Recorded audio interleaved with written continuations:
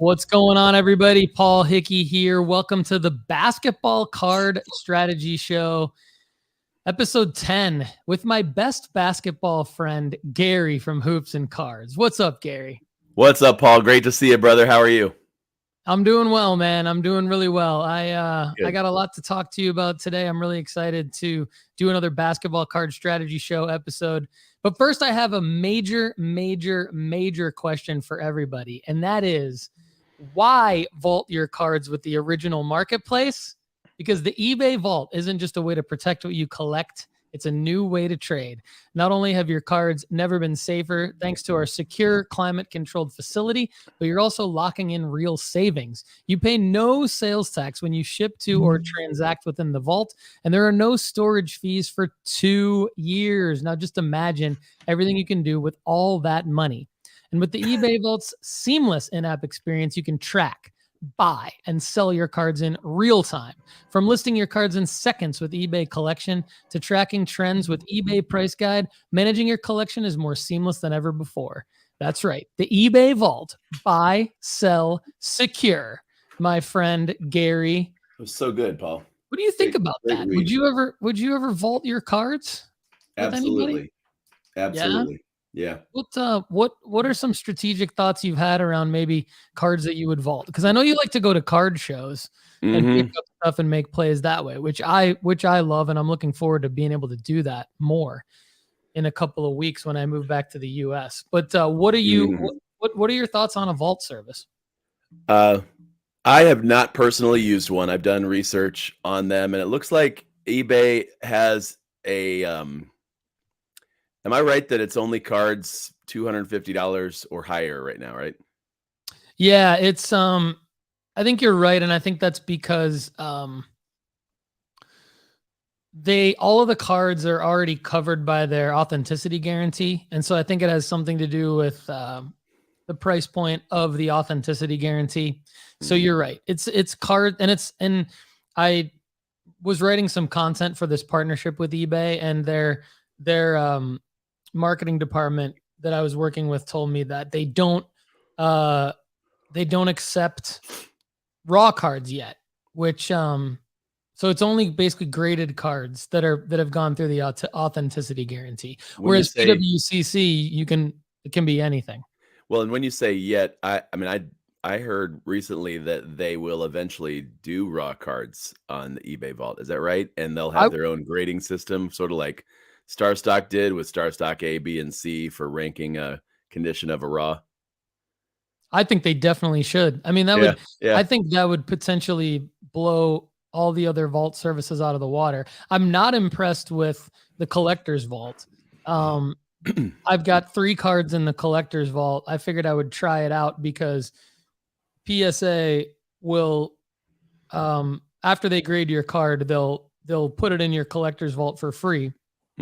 Which is great, but then there's limitations on what they will accept, and there's limitations on when they'll send it back to you without a penalty. Like it was literally like you had to wait 90 days to get it shipped back to you or to somebody else, or you would have to pay some kind of like 20% of the value of the card or something like ridiculous. So now I'm stuck with three of my more valuable cards in the collector's vault until that time limit expires, and then I'm just going to ship them back to myself because I'm not going to use that again. Yeah, I feel like the better deal on vaults and when I will actually jump in is when I can reduce any fees, or there's no cost like storage fees, or when they'll accept cards a little bit lesser value than $250. I mean, I'm still budget guy, right? I don't have a lot of cards that are worth more than $250 a piece. So if I had cards over $1,000, I'd want them vaulted somewhere, and at the same time, like you said, having them shipped to you do, as a fan and a collector, I do want to hold them once in a while. I want to look at the cards, and sometimes there's a selling opportunity at a show or at a shop that I might miss out on by having it, somewhere in wherever the vaults are. Yeah, for sure. And yeah, you need to be, well, what I do like about PWCC is that they do move fast, and you can be set up to sell fast. You can list your card wherever, and then because you can ship it to whoever you want. So they've done a really good job with that. eBay, I think, could beat them when they implement the ability to essentially submit any card or buy any card on eBay and then have them hold it for you. I think that's actually the real differentiator with eBay is going to come when I can just buy any card on eBay and then just on the shipping screen when I'm checking out, just have it say, put it in my eBay vault. Cause then that saves me money on the shipping, and it saves the seller money on the shipping, which it probably saves me a little bit of money on the purchase. And then if I sell it to somebody else on eBay who has an eBay vault, then it's going to continually save us money as long as that person is okay holding it in their vault, and it's going to make the transactions quicker. So that's what I like about the eBay vault. They're not quite there yet, but yeah, to your point, they could be soon. So, hey, there's one more thing I wanted to let everybody know about, and that is you can go premium free for a year at nooffseason.com. Just email me at paul@nooffseason.com to find out how. And Gary, the reason why people would want to go premium is because we've got these basketball card rankings, right? And so at the basketball card rankings at nooffseason.com, let's start talking about that. So let's do it. I've asked you to help me because I've found it challenging to keep these updated during the basketball season. So I'm calling in help from you on basketball card rankings. I'm calling in Kendall for help on baseball and soccer. And I'm calling in help from Andy on football because all the sports are happening all at once. So we're a little busy over here. We've got the World Cup right now. Right. And we've got the NBA season and the NFL season and the World Series just happened. So all these different things happening at once. NFL obviously is coming down to the playoffs. I am 11-0, by the way, in our content creator bowl. Yeah. You and I and Andy. You're doing well too. Nice job. I think I'm 7-4. I think you're in second place. I didn't manage the bye weeks real well, but it's been a lot of fun. Yeah, you're doing great in that. I'm impressed with your fantasy football skills. So thanks. Good work, man. But back to basketball. So the rankings at nooffseason.com, when you click into a player's profile, if you are a premium member, you get to see all of the card data for the cards that we have selected as their top cards to consider investing in. And then there is not only the reward and the risk, which you get for free, but when you upgrade, you get the current opportunity, the top card sales data of the cards that we recommend that you invest in. And then you get the play, which sometimes the play would be something like, it might say one of the cards above is something you should buy now, but it also tells you when we think would be a good time to be prepared to sell that player. And it also tells you, like, sometimes in many cases, like with Giannis, we'll say stuff like, hey, he's definitely not cheap. So if you're not going to spend, $1,500 on an auto, what you might want to do is buy XYZ card raw at a show, look to have it graded, that kind of a thing. So we're not just looking at the play in relation to the cards of the data that we're tracking in the site, but we're looking at the play. Sometimes it might be like a low priced silver prism base that we think if you can find a good copy that looks like it would gem, that there's a huge opportunity to flip a raw into a turn a raw into a PSA 10 and flip it, those kinds of things. So if you email me at paul@nooffseason.com, everybody, I'll get you a year for free of the premium version so you can get all this information. And if you already are a member, I'll hook you up with something different. I'll take care of you.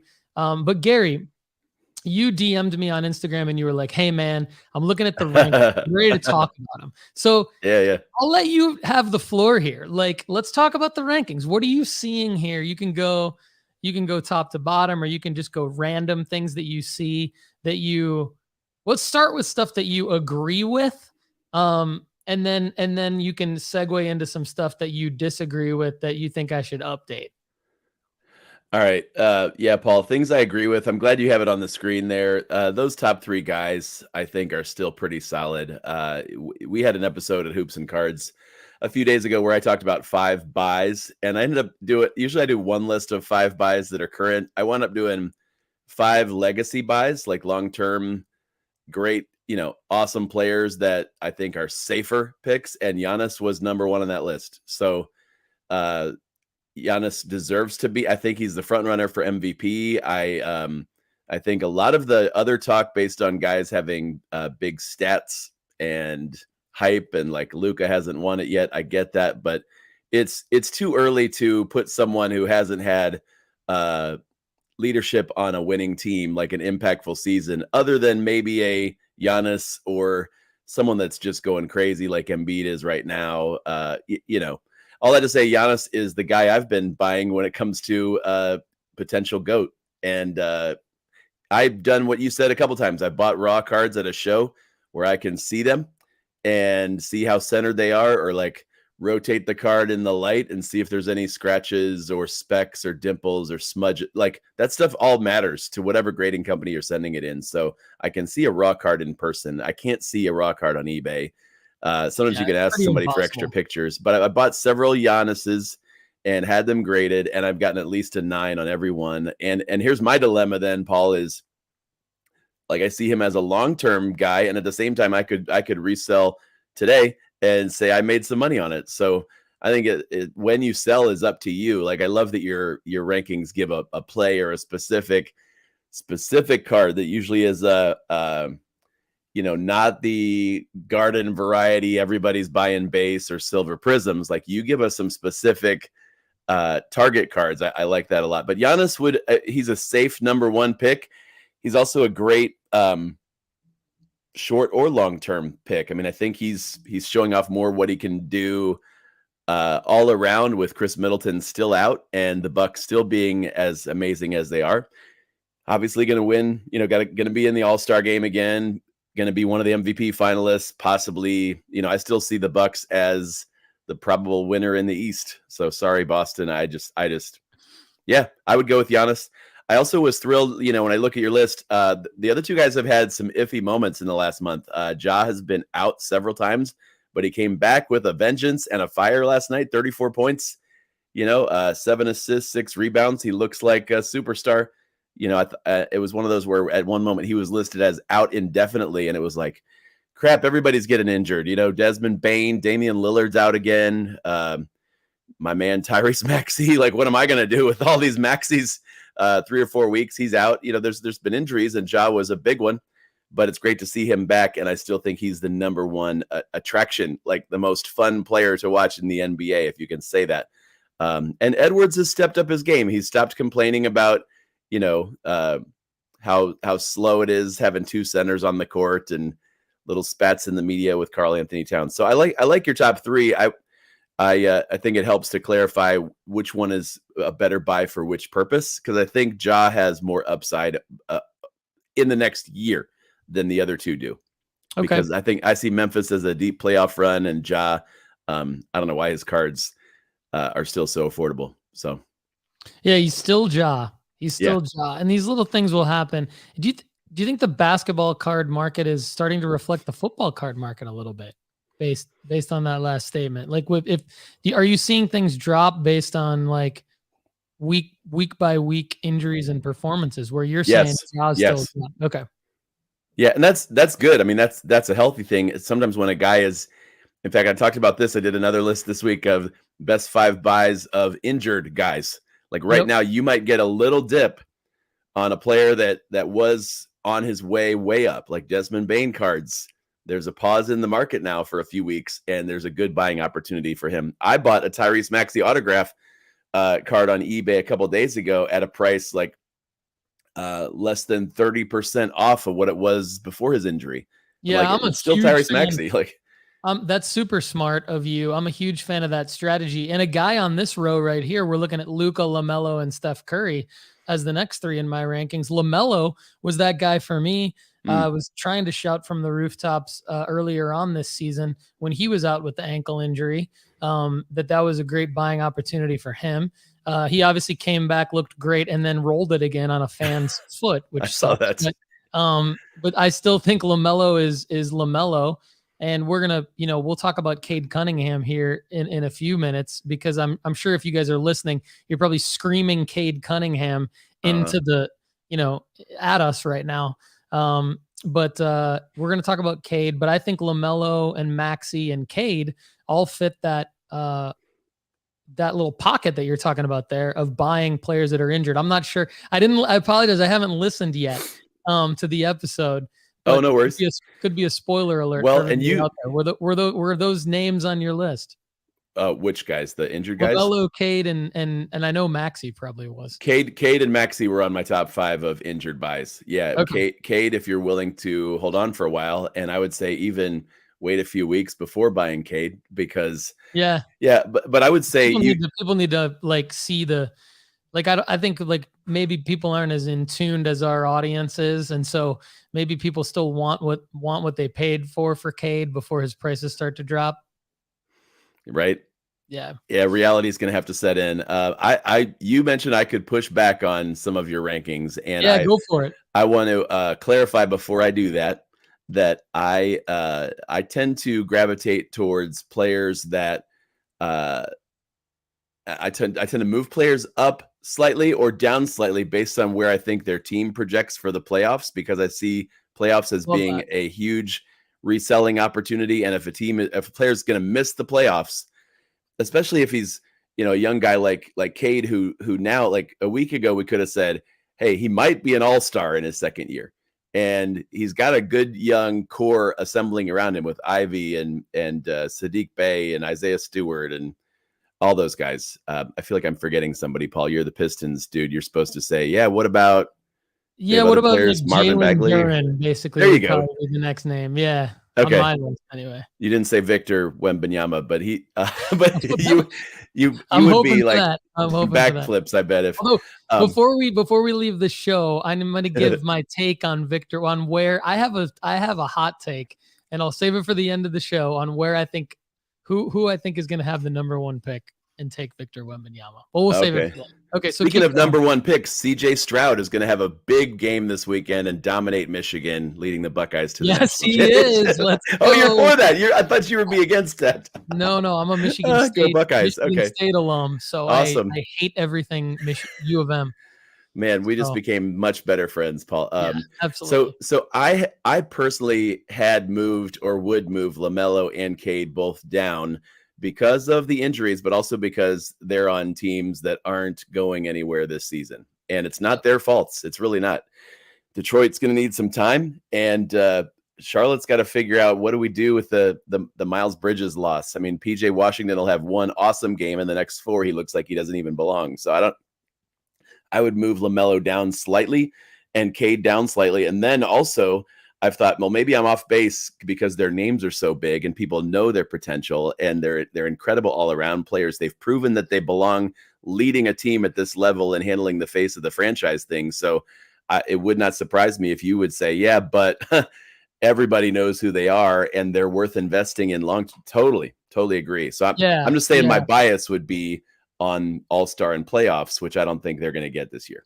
That's what I like about checking in with you on this, because the basketball card market, we said this a minute ago, is moving more like the football card market. And what we mean by that is like week by week reactions, which I agree with Gary, like is a positive thing, because you have more action and more opportunity. And that's what we all like. And it's good for the market, good for the hobby. So because of that, I do think you're right in that we need to take in more consideration with our rankings, or at least clarify, be consistent across the board. If we're going to rank players, we need to rank them all based on the same timeline, or at least clarify that. So I think that's an improvement to the rankings. So Luka, Steph, you think are okay generally in these spots, or what? But LaMelo, you'd move down. What about Luka and Steph?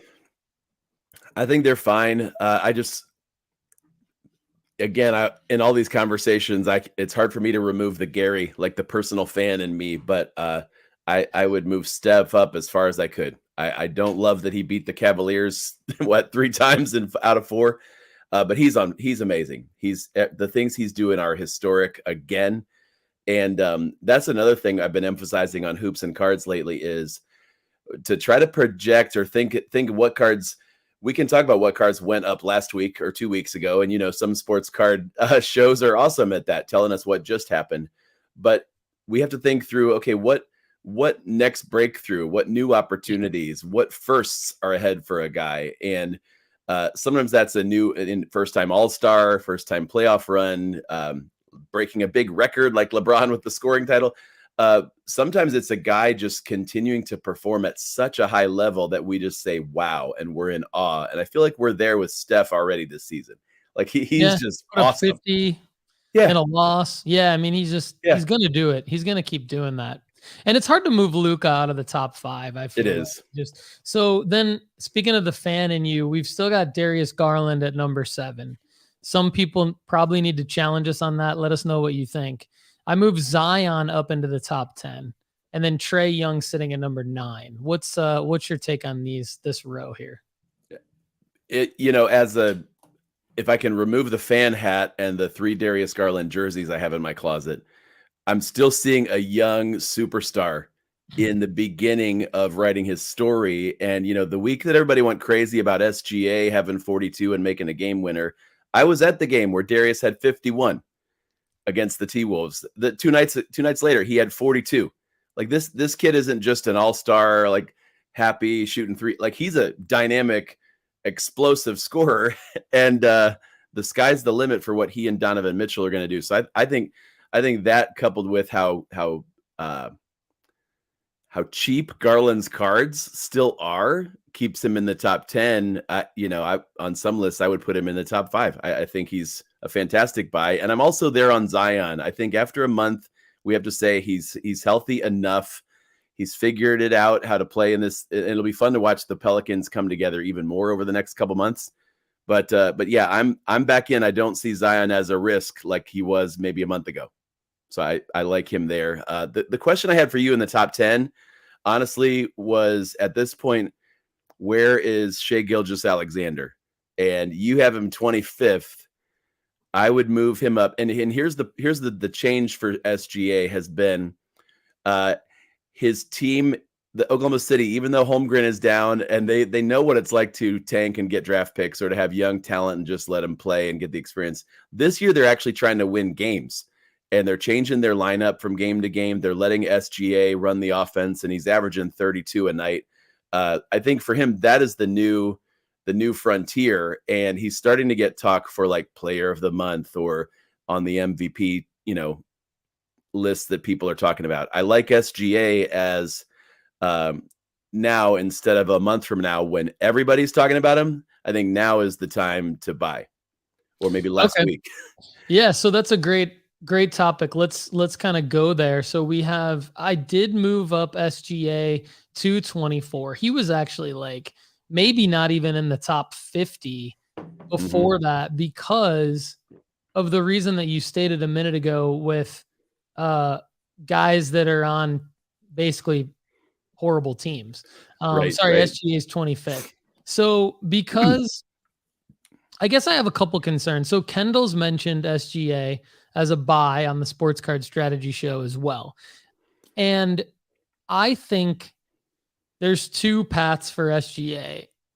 Well, now there's 3 actually. So one path would be the one that you just described, which it's refreshing to hear your take on it, because I feel like if you think that he's headed down a road to success, not only personally in Oklahoma City, but also as a franchise in Oklahoma City, that's the best path for investors. If you believe as an investor, and I would love to hear thoughts from the audience on this, so definitely drop us a comment what you think on SGA, because it seems like Gary, Kendall, other people that I respect are saying SGA looks like the real deal, and it looks like he could help OKC be the real deal, which I totally agree that that's a legitimate possibility.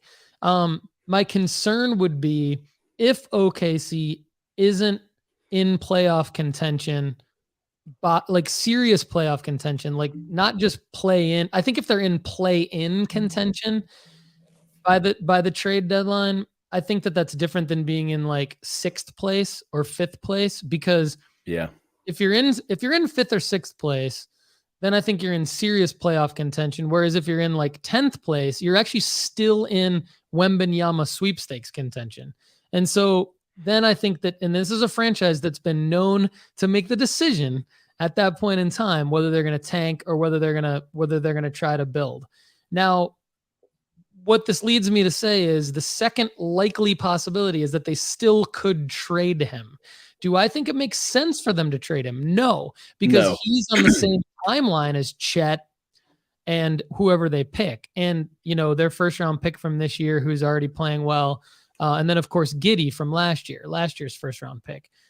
So I think, you've got this young core where SGA is on that same timeline. I don't know that there's any other player that would make sense for them to acquire. And they sure as hell shouldn't go out and get more picks because they already have enough. Right. So I think that I'm talking myself into your path, which is him being successful in OKC. I like that more than the trade. Although if you're gonna buy SGA cards, that is a bit of a hedge because if he is traded, we all see the trade bump as well. So the third path is that if you believe in either of the first two paths, you should buy SGA now. And I totally agree with you. But if you believe the third path, which is they don't trade him and they're still mediocre, then that actually does nothing for his card value. But then with Chet coming back next year and with another high draft pick, potentially Wembanyama, then is there another bump? I think what I just did here, Gary, is live on the show to go talk myself to go buy some SGA, man. In SGA. Yeah, I think I do need to move him up in the rankings. Well, and in real time, I mean, think about this. He's been in Oklahoma City for several years and watched them tank and draft young players, give them a chance to play and flex a little bit. Josh Giddey, Trey Mann, Darius Baisley, and now Chet Holmgren. And the guys they brought in are young and talented, but so raw. And their timeline, I believe it was once we get that top 2 pick, Chet Holmgren, let's go. Let's do the best we can. Let's add some veterans to that lineup. Let's trade for some parts to help that team excel and contend right away with Chet Holmgren, SGA, and Josh Giddey. And then Holmgren goes down. And I think in real time, it would not shock me if behind the scenes, Shai Gilgeous-Alexander or his agent or just the smarter version of their GM says, we can't keep tanking when we're sitting on one of the best players, the best young talents in the NBA. And that's what he is. He could easily be saying to them behind the scenes, look, guys, I'm sorry that Chet got hurt. We cannot suck for one more season.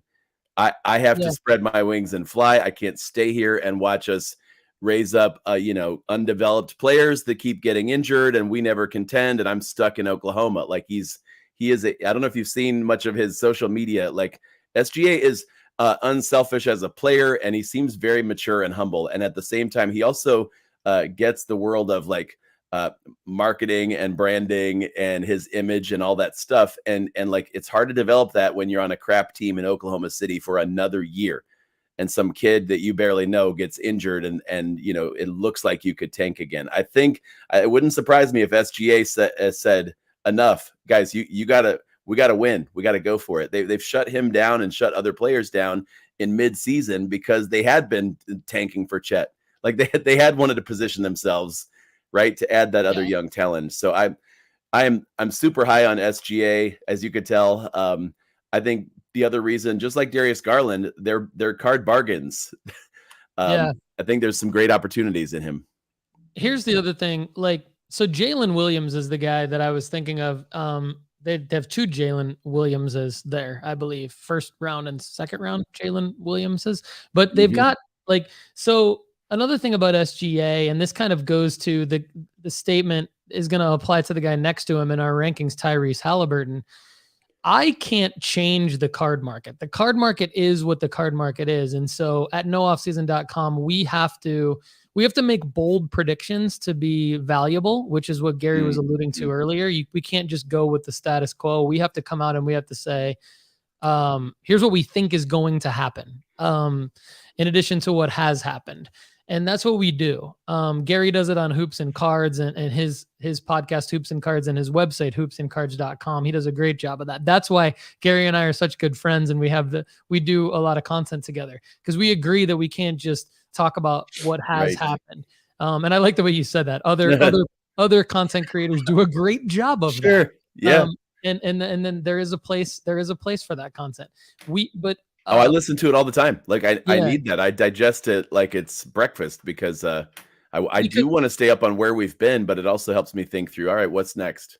And I like to be like bold and say Cam Thomas this and Zaire Williams that. And so the downside of that is that I sometimes miss guys like SGA and Halliburton who actually the market prefers. And so what I need to do is check myself and say, okay, I've moved those guys up into the top 30, but like SGA is certainly one that needs to move up further, based on the fact that the market buys him. He is liquid. And so even if it's a lower level SGA card, you see on Sports Card Investor app and on Market Movers, those cards move all the time. And so if those are cards that move, that means that there's plays to be made there. We don't necessarily want our subscribers waiting around for years for things to happen. And so we've got to have a good balance of that. So I think with SGA, that's a good example. I'm glad you called that out. And like I said, I did move him. I was really down on him, but so I did move him up, but I think he's somebody that needs to move up even further. So let's skip to any other notes you have here on my rankings. I know you said you studied them. I appreciate that. Yeah. What else do we need to change? I made a list of guys I would move up, and I didn't say how much, but I can just run through those real quick, and then guys I might move down. Donovan Mitchell at 21, I would move up in some way. Playing like an MVP. I think the Cavs, once they kind of got over that rough road trip, it was their first time out west, and they were dealing with a couple of injuries and all that stuff. But Donovan Mitchell has been awesome, and some of it's just watching guys that basically can get on Sports Center's top 10 plays, like guys that can make big shots at the end of games. And he's been it's been amazing how he's fit in, because he is a superstar averaging 30 plus a game, and yet acts like he's been best friends with, Chetty Osman and Evan Mobley and Jarrett Allen since 5 years ago. Like he's just fit right in. I'm going to the Cavs game tonight, by the way, somewhat to see the Cavs and somewhat to scout out another guy on my list, Anfernee Simons. He's on your guy. Fire right now too. About him a lot. He is on fire. But Donovan Mitchell, I'd move up. Shai Gilgeous, we talked about. Desmond Bane at 27. He is. This is an interesting play because he's out for a couple more weeks, I think. But he was one of those most improved candidates already. Like moving his last year's performance of 17, 18 a game to now 26 a game, and he can run the offense. He's not just catch and shoot guy. He can do everything. And I saw his cards start to respond to that. It was frustrating because I was putting cards in my watch list of Desmond Bane Silver or Desmond Bane Optic Hollow, and 8 hours later they're gone. Like somebody else bought them. So he's one that I think the card market knows his name and is responding to well. Another one, 35, Jalen Brunson. I think he had 35 points last night. Either his cards are already popping or they're about to. And you're in New York City, and it's his team. It seems like RJ is. I still like RJ. Don't get me wrong. I still like RJ, and Julius Randle is having a decent season for being a Julius Randle. but Jalen Brunson has the ball in his hands, and it's quickly become his team. And if New York's going to do anything, and even if they don't, he's gonna catch attention for the way he's playing. If he makes the All-Star team, in fact, now there's a path for a guard like Brunson when you've got Cade not going to make the All-Star team. You've got LaMelo, probably not going to make the All-Star team. Tyrese Maxey, some of these other players that, maybe they had great starts, they're injury right now. But I love Jalen Brunson as far as an opportunity. He'd be one of those guys, man, if you can buy raw at a card show of a silver, or of an autographed Jalen Brunson card, I'd go for it. I don't necessarily see the Knicks at the playoffs this year, but I wouldn't say that they would shock me if they made it. I mean, look at all that talent that they have. And then I have two more guys. Yeah, actually, you're on fire right now. I could not agree with you more with this. Okay, three more guys. One is right there, Bones Hyland. Bones is awesome and frustrating at the same time. Like one night, this is two or three nights ago, he had 29 points off the bench, unstoppable, great percentages, filling in some of the Jamal Murray scoring need there. And then the next night or 2 nights later, he'll have like 8 points. You know, his scoring averages are up and down, but overall what he's doing is showing flashes of what his potential is when he gets regular playing time. And I don't know if they want to move him into the starting lineup, but I still love him as far as one of this year's rookie cards. You know, if you're not going to buy Cade right now, Bones might be the next best pick in that class. Is Bones going to be a guy where you're like, you know how, you know, the pundits each year will come out with, you know, breakout players for each, like before each season, there'll be like a September, October article of like top 5 breakout players and really what they're talking about is guys that are going to enter a starting role or they're going to, you know, move, you know, either move teams or move into a new role that's going to, or just they've seen improvements from a guy.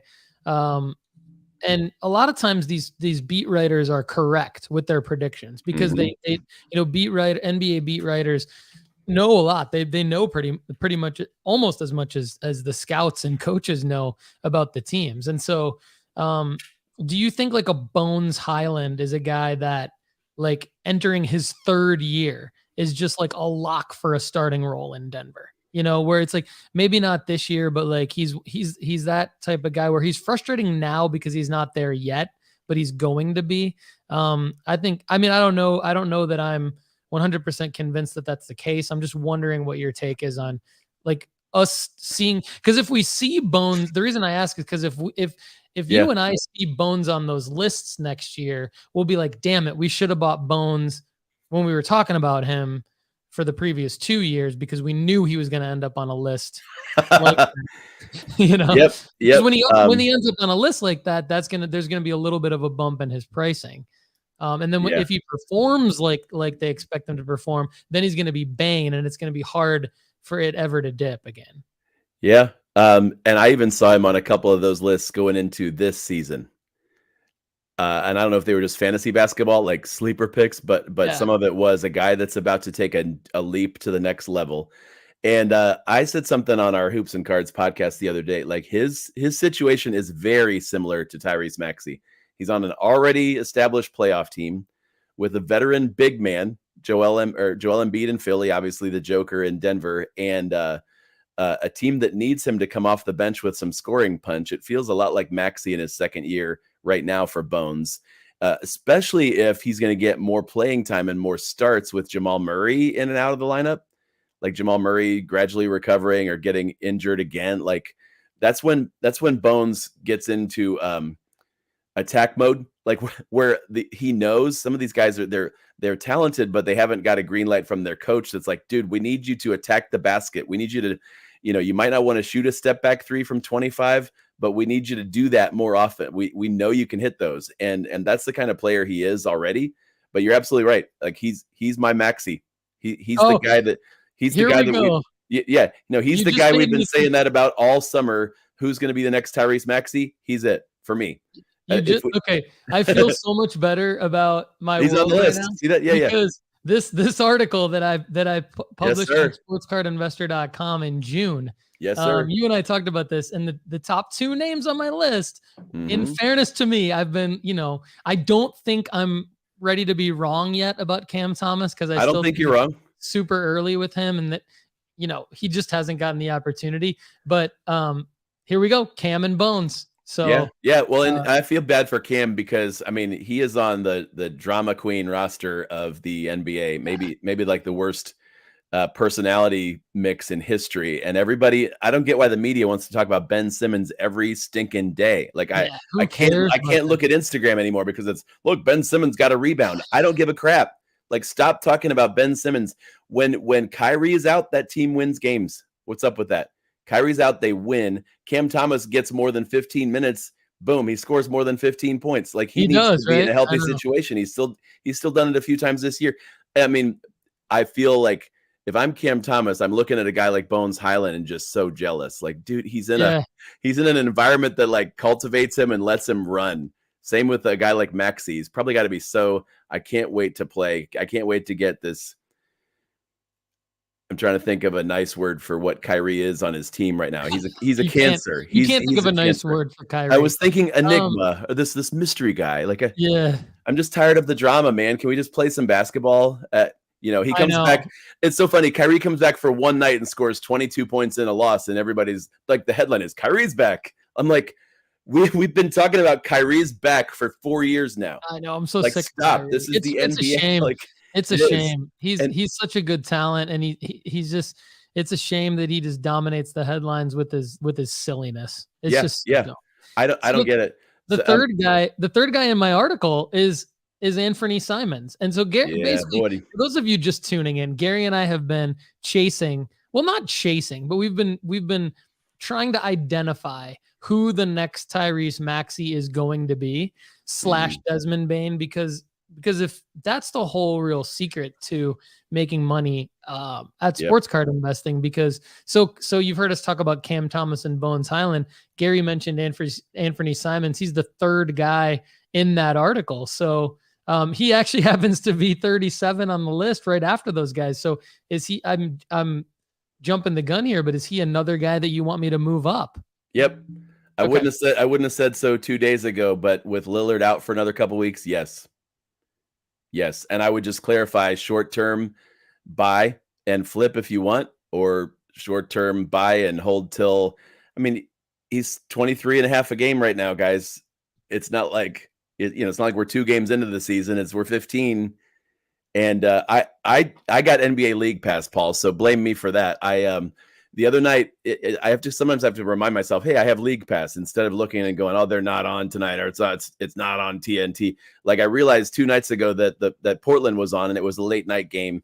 And so I'm like, I'm gonna flip over and watch Anfernee Simons a little bit. I switch over. It's middle of the third. He's not in. I'm like, okay, but the stats say he's already got 15 or whatever. They put him in to start the fourth quarter, and he rattles off 9 points in the first 2 minutes. I'm like, first of all, I'm like, I was right. He's awesome. I was like, he is on fire. I am smart. There is no answer. Like, we always use the term unguardable about Ja Morant or whoever we want to say that to, but like, Anfernee is already there as a player, and it's just a matter of when Lillard is there, he defers a little bit, and he becomes his Desmond Bane, a guy that can score 24 any night next to him. But when Lillard's out, you're talking about a guy that can get 30 or 40. I think one of these guys is due for a 40 or 50 point night, like SGA had, or like Darius had, where it becomes the wow factor moment of, you look at what Simons did in January when Lillard was kind of shut down for a little bit. And it was either his first or second game, and he went toe to toe with Steph Curry. And it was one of the most talked about games in the, early in the season. All that to say, yes, I love Simons. I'm buying him. When I want to clarify something, when we talk about the next Maxey, there's a part of me that's like, when we would say we should have started buying Maxeys or should have started buying Garlands, they were cheaper than maybe a Simons or a Maxey is right now, or a Bane is right now. Does that make sense? And so the guy Simons, I feel like, is already on the radar because he's on some of these lists. Totally agree. Same with Bane and Maxey and Brunson. But the next wave of guys, like maybe it's Bones Hyland, Devin Vassell, your guy Cam Thomas. There's some other guys that are just now about to get more playing time, right? Trey Jones. There's some more guys stepping into those roles. And those are the guys that are in the $1 box or the $5 box, or you can get their autograph for $15 somewhere. Whereas I'm still focused on buying Simons and the guys we've talked about, but I'm also like, I want to get deals on the next guy before he becomes Maxey or Simons. That makes sense? Yeah, 100%. Great clarification. And there's a couple of guys here that are only on the list because of you. One of them's Pascal Siakam. Just the respect that I have for you. He's really the only reason why this guy. You're the only reason why this guy's on the list. But just before we move on, because I wanted to ask you to just kind of put a bow on your other changes that I should make on the rankings. But before that, like, what's Simon? I think I know, but just for the audience, like, you did a really good job explaining like the real upside behind all these players. And then when we got to Simons, you kind of said, well, yes, because Lillard's going to be out another couple of weeks and it's more of a quick flip thing. So does that mean that you see like a ceiling for Simons that you don't see with some of these other guys? No. Or no? Do you still think No. he's just going to continue to blossom into like a star? And so even if you hold him long term, you're okay. You mentioned the beat writers knowing more about the player and how the team intends to use them and their trajectory. What I love about some of these players like Bane, Maxey, Simons is they're fun to watch, but they're also humble, teachable, hardworking. Like when you hear stuff that the Portland beat writers are saying, it's like Chauncey Billups is mentoring Anfernee Simons regularly. Anfernee is sat next to and watched Damian Lillard play for Simons' entire career, and he soaked it all in. He isn't saying, I got to be the guy. I got to show what I can do. I got to get mine. Like there's too many guys in the league that do that. When you've got a kid that comes into the league at 18 and he gets opportunities to play right away like Anfernee did, and he didn't take the league by storm in his first year, but he had the talent and he's teachable. Like he's learning and soaking it all in, and he's hungry.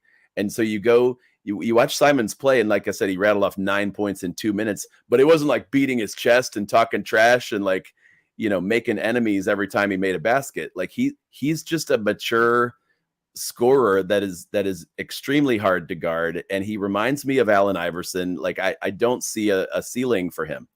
And nice. It's really like if Lillard's going to be in and out with injuries, I'd buy and hold for a long time, and I am. And Lillard's, I mean, he's only like 32, but he's old. That's old. So he's been beaten up.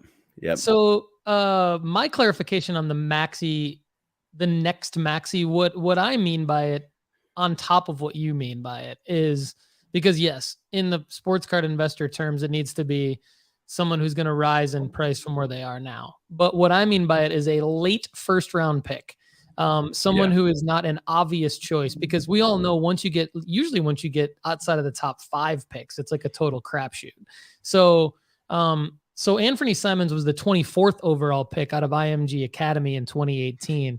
He's only 23 years old. So yeah, he was 18, I guess, when he came into the league. Maximum, he was 18. He might have been a little bit younger, but anyway, he looks younger.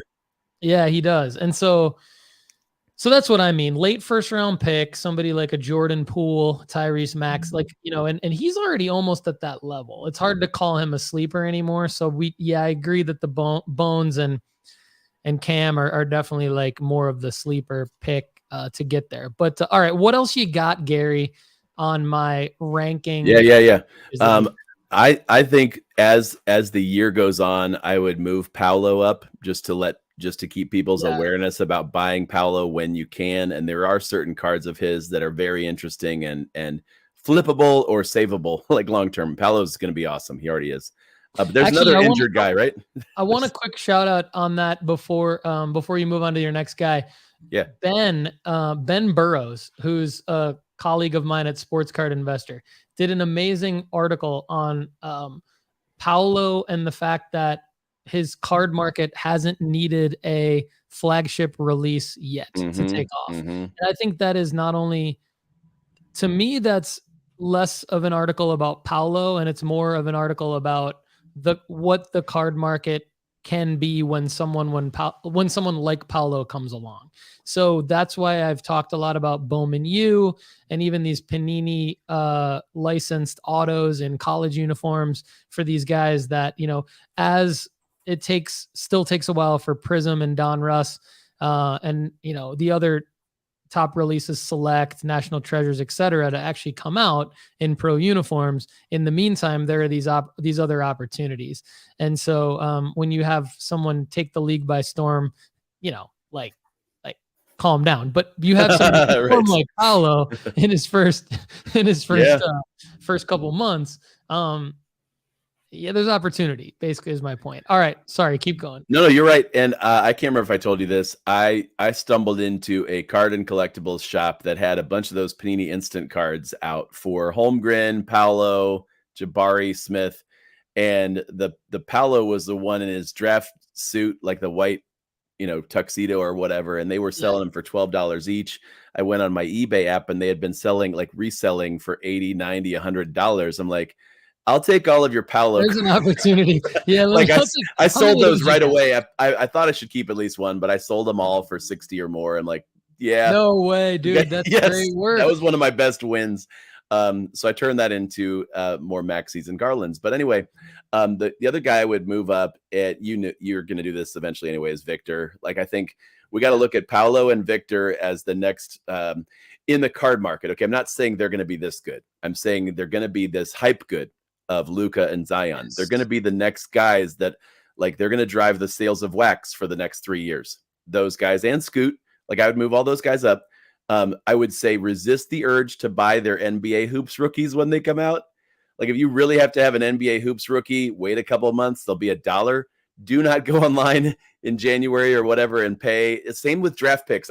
Paul, I don't know if you're the college uniform or the Victor in his French uniform. Like, okay, maybe Victor in a French Silverado, but other than that, like resist the urge to get to say, I've got Victor. Serial numbered and autos. Yes, maybe, as long as the price isn't ridiculous, like big time, maybe, because I think anything Victor is going to be ridiculously insane, overpriced, but getting in on his pro releases should be worth it. Yep.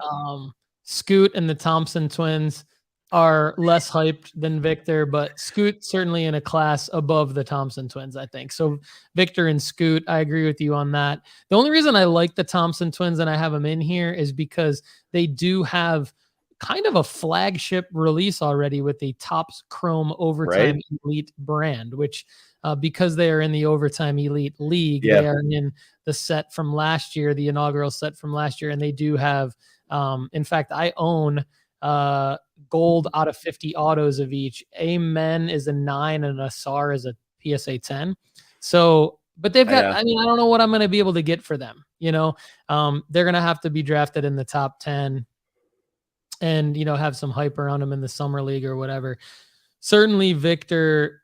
Yeah. I like what you're saying. The awareness. He was number 50 on your list. There he is. Victor's 50. Hey, did I miss Laurie Markkinen? Have him on the list because he just doesn't have any cards, but because he is who he is, and the league has already picked up the rights to broadcast his games over in France for the rest of the year. That says enough to me. Hey, did I miss Markkinen? Is he on the list somewhere yet or no? Let's talk about Markkinen, because I just absolutely shat all over Markkinen on the strategy show. You did.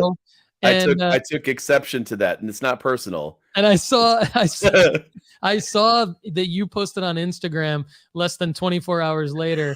What I say about how great Markkinen is. So let's talk about Markkinen. One of our listeners at Hoops and Cards yesterday sent me a message, and he said he's investing in Laurie Legend. Like, he's and that's funny, but it's also like, if you watch Markkinen play lately, he's the guy in Utah. And he's finally getting a chance to play the position he's supposed to be playing.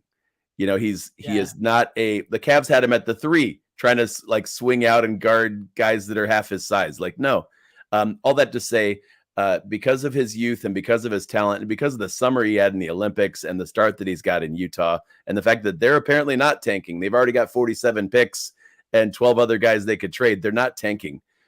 So I like Laurie as a probable all-star. The game's in Salt Lake City. So there's going to be a platform for him. My only take, Paul, was that you could sell him now and make a profit if you bought in a month ago, or you could buy now and sell in late January when he's a clear all-star, still doing what he's doing. I think he's great. I'm not saying MVP or anything. I'm not saying long-term buy and hold. I'm just saying the wave is still happening. So I like it. Here's what I like about it. It's a correct take for people in the audience who want to play the flipping game of the market, which I applaud you if you do that. I applaud you for being that astute. When I said I shat all over Markkinen, it was under the context of my sell now. It was a sell now on him a couple weeks ago. He's still continued to perform. But he's just not a guy that's going to, like, he could average 30 on a winning Utah Jazz team for the next 5 years. Right. I don't know that his card market would change that much. I mean, And so the play could be buy like a handful of like Lauri you said. Markkanen cheap cards, like, and That's right. sell 3 of them or sell them gradually. But your Absolutely. comment did make me take a closer look at the Market Movers app once or twice a week over the last 3 weeks. And there was that first 2 weeks of the season where you saw Markkanen's graph just go like this, or let me do it the right way, go like this. And then that's when I heard you say it. So I did hear you say it, sell him. And I'm like, well, heck yeah, you've already made 50%, you know? Yeah. And then the next 2 weeks, it went like this, like it still kept going up. Yeah. And I'm like, when does this end? And the answer is, it's still very early, like in the season. That's And true. in the Lauri Markkanen emergence, whatever it is, you're right. We don't know if it's 5 years of playoff runs or if it's just 5 weeks of. It's like, like you make a very good point that there is trajectory for him for the remainder of this season, because the Jazz do look like they could actually be for real for this year, and they look like it looks like Markkanen's going to be an all-star. And so I think that because there are now those markers that there weren't necessarily there 2 weeks ago, I agree with your take. Now, the question that I have to ask myself personally, that everybody out in the audience, I would like you to truly ask yourself this question as well. Do you want to own the guy in Utah? I don't. You may want to. Danny Ainge looks like a genius. Good for him. But, sure. Well, here's the other question, Paul. Like, you want to own the guy in Utah? To touche you a little bit. Yeah. I think Luka Doncic would love to add Lauri Markkanen to his team. I think Jalen Brunson would love to add Lauri Markkanen to his team. I think there are teams on the verge of a deep playoff run, or a team that like, man, the Clippers, if Kawhi isn't healthy, but they've still got Paul George, John Wall, and all that roster, they would love to add Lauri Markkanen to their team. And so you might see Danny Ainge say, yeah, man, I am the wheeler dealer. I got Lauri Markkanen and a bunch of picks and Colin Sexton for Donovan Mitchell, who was going to leave anyway. And then I flipped Markkanen for 5 players from the Clippers. Like, he could do that. And then all of a sudden you've got another 20-point scorer in a major market going towards the finals. Like, I think that's one of the paths to consider with Markkanen is Danny Ainge going to sell high before you and I do, you know? Yeah. So then if that happens, does he get a bump from a trade? Does his card value get a bump from a trade? And then if he is traded to a contender, like you're saying, then are you saying that then we could see even more value in his cards if those things happen? Yeah. But I also would think I'd like to see more sample size of what is Markkanen doing in 4 more weeks. Yeah. Like, if this continues, it's beyond, he's a streaky, he had a great run, or they you know what I'm saying? Like almost like when the Cavs started out the season 8-1, and then they lost 5 of their next 6. Okay, now we have a clear picture what the Cavaliers are, because you're 15 games in or 16 games in. Does that make sense? I'd want to see, can Markkanen sustain this? Will Utah let him for another month?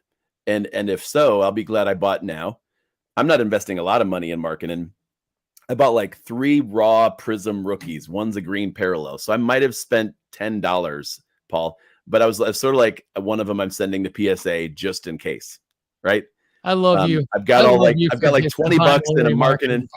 Guys, you need to listen to Gary. You need to listen to Gary when it comes to basketball cards, because he's buying Lauri Markkanen and he has a play all mapped out for him. And he wants me to add him to my basketball card. Markkanen, Lauri legend. Let's go. Lauri legend. I love it. I missed the boat too. I thought Colin Sexton would get more run, in that trade, and maybe he still will. But I think they're trying to showcase some of these guys to trade. Michael Beasley's going off. Yeah. So go ahead. So I wanted to talk real quick on today's show just about a couple releases. We don't talk about upcoming releases probably enough on all of the shows on the network here, the Sports Card Content Network, powered by nooffseason.com. But it looks like there's really only a couple that are coming up. And, the first one with pro uniforms for the 2022-2023 rookie class is Hoops, of course.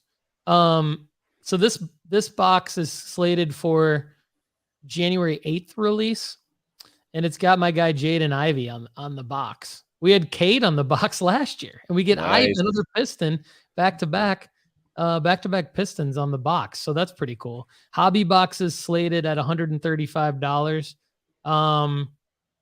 Obviously this is like, if you can get them, it would be like try to hit a big rookie and then list it right away, right? Because these aren't gonna sustain the value Right. when Don Russ and Prism come out.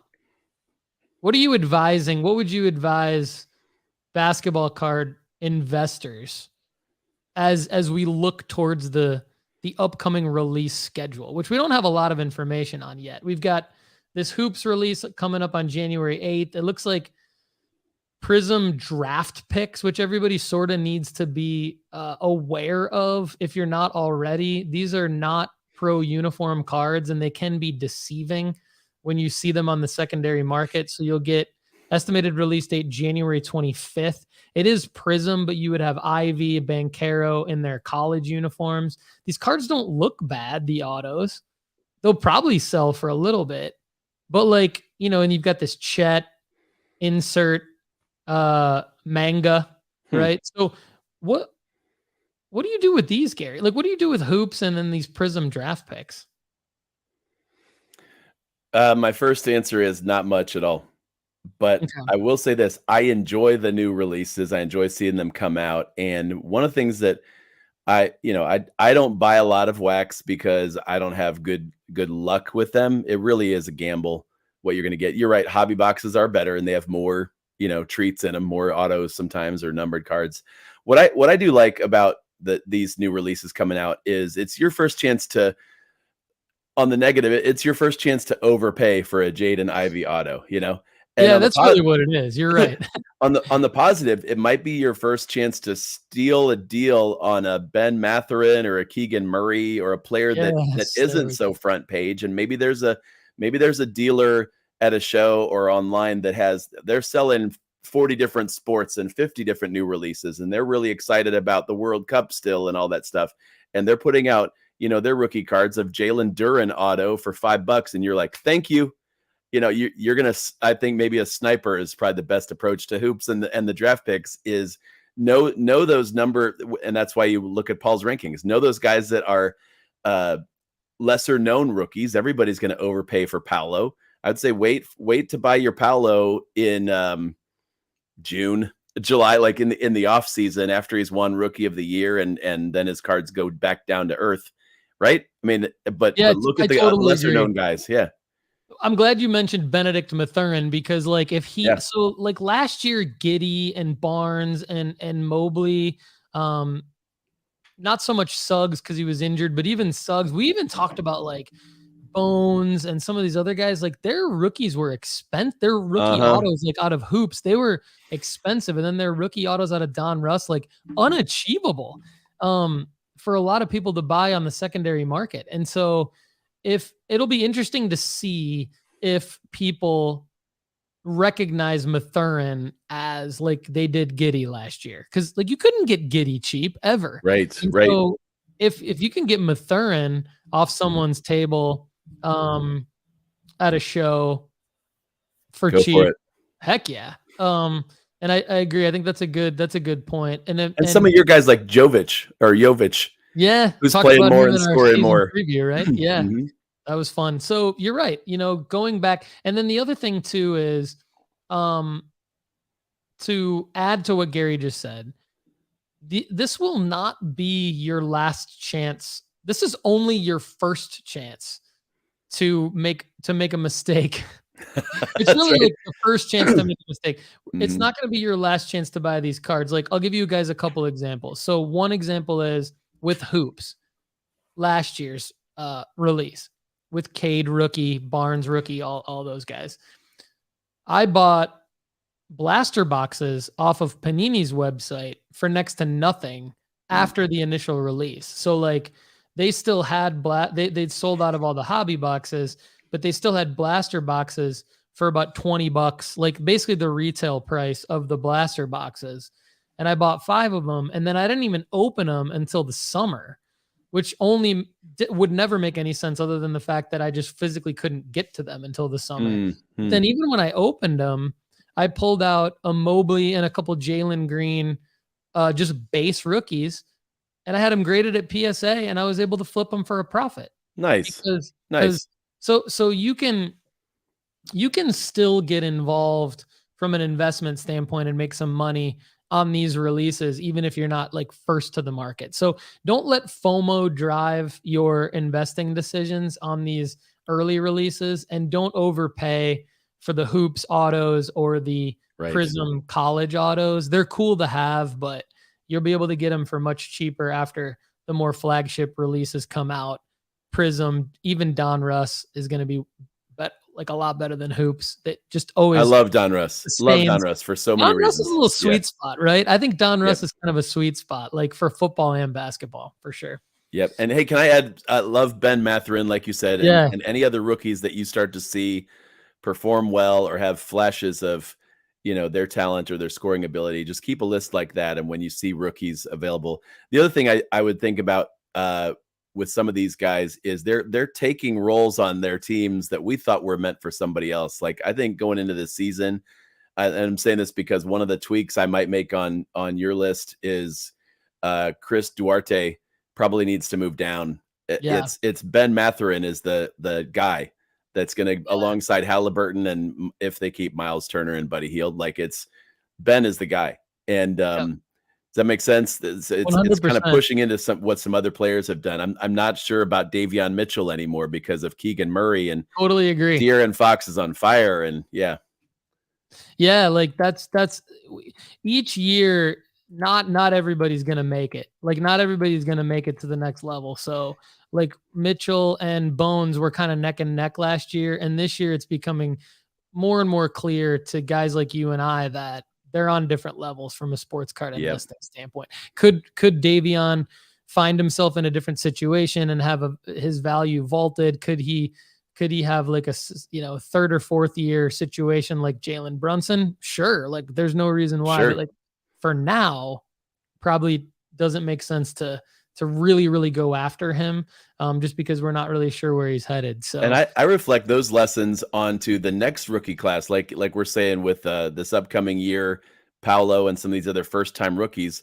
Like Paolo for sure is going to be a star, but there may be other players that you see and you get some value in. I would say sell them while the value is high. Like if you had sold a Chris Duarte last season, when he's making a rookie of the year case, his first couple months, he was one of the top rookies. Yeah. And now it's like, he's not starting. He's not Ben Mathurin. And I feel the same way about Davion Mitchell. Anyway, there's a whole list of guys that I think in their rookie year, there's energy about in the card market. We're seeing Cole Anthony kind of be in no man's land right now. What, before we let you go, Jalen Suggs, like 5th overall pick last year. Where do you project him? Right? Didn't he have a game like a few weeks ago where he scored 40 some and was just, this is the Jalen Suggs we drafted, and then the next 5 games he's trash. Like I don't know. Yeah, 13.3 points. 30% from the 3-point line, 5.5 assists. He's been okay, but it's you haven't seen the Magic commit to him as like the guy that you probably thought they would commit to him. And I mean, maybe some of that is his injury last year. He did have 23 points on November 17th, 20 points on the 19th. Then he goes 12-12. So he's not playing bad. Right. He did have 2 points against the Hornets on 1 of 10 shooting on November 15th. I guess you have to take every Warriors on November 4th. He'll be okay. But I think he's decent. Go ahead. As an investment, every player on the Magic is a risk except for Paolo. Yeah, right. Totally. I mean, they're like shiny new toy team. All of a sudden, Bol is back and he's guaranteed a starter. Like he's playing well. Hans Great. Wagner's playing shooting guard. Right. Bol's playing. Mo Bamba Wendell Carter Jr., they've got like 10 players that could be good on any given night, but they're not committing to anyone except Paolo. And I'm not saying I blame them yet. I think they had hoped for more from Suggs by now. I think they'd hope for more consistency. And I think if he was shooting the three, like Bones is shooting the three, we'd be talking about Suggs as a building block for their team moving forward. Now it's like, what do you do? Cole Anthony, when Cole gets playing time, he's awesome, but he doesn't because this regime drafted Jalen Suggs in front of it. Like, exactly. Right. Here's what I think, Gary. I think you and I are the SGA of the sports card world. We're like, nice. Yes. we're lighting it up. We're on fire. We're ready to break out. No one's really put us in a position to really break out yet. And we're just doing all we can to put up 35 a game. That's right. Our team win. So I love it. That might be one of the highest compliments I've ever received because SGA is top notch, man. Absolutely. I'm glad this was a power packed show. For those of you who want to see some more of the data that we've talked about on this show, check out marketmoversapp.com by Sports Card Investor. Use the promo code NOOFFSEASON to get your first month for only $1. They've got a deals tab. So if you're not as big of a data geek as I am, just click on the deals tab and it'll show you stuff like this, like Anthony Edwards, 2020 green Pulsar is down $30 from its last sale. So like you can literally buy this card for $49.99 right now. And it last sold yesterday for $79.99. So you can do little stuff like that. Now we don't know, it's raw. So, we don't know the condition of the one card versus the other, but still plays to be made there. And you can start by using marketmoversapp.com. Use the promo code NOOFFSEASON, all lowercase. Check out the eBay vault. Check out nooffseason.com, premium free for a year. Gary, do you have anything else that you want to add before we sign off today and I cue the rock music? Well, yeah, check out the Hoops and Cards podcast. We talk about all this stuff at least twice a week. Basketball only. We don't apologize for it. And I love interacting with our audience from around the world. I learn a lot from them and their takes. So Hoops and Cards podcast. We're the #1 basketball card only podcast on the internet. So, yes, you are. I didn't want to say that so boldly a month ago, but it's been awesome the last 6-8 weeks to meet so many new people. All that to say, I guess one more thing in the new rookie releases, like you said, Hoops, Prism draft picks. You need to know the name Shaedon Sharpe. Yes, you just need to know that name. Portland is great at identifying and developing young talent, and they had the chance to trade that 7th overall pick to add a legit stud next to Lillard and Jeremy Grant and all the Simons guys they've got. But they said, no, we're going to keep it and draft this young kid who's already getting a lot of playing time and is just an explosive athlete. So I like him. It wouldn't surprise me, though, if his cards are high at first, like everybody's, right? But Shaedon Sharpe, I at least know who he is. Great call. And definitely go check out Hoops and Cards everywhere you get your podcasts and hoopsandcards.com. Gary's killing it. And he's funny. Like he's actually really funny and entertaining. It's not just my looks. Yeah. No, he's definitely Okay. He's a bit of a comedian. I am not. I'm pretty boring to listen to, but Gary's actually pretty entertaining. So appreciate that. Time to cue the rock music, everybody. Have a great day. This has been Basketball Card Strategy Show episode 10. Let's go. Check us out soon again, everybody. Everywhere you Buckeyes by 7. I said it again. Go blow. We're probably not still live, are we? We are. And nice. now we're not. We're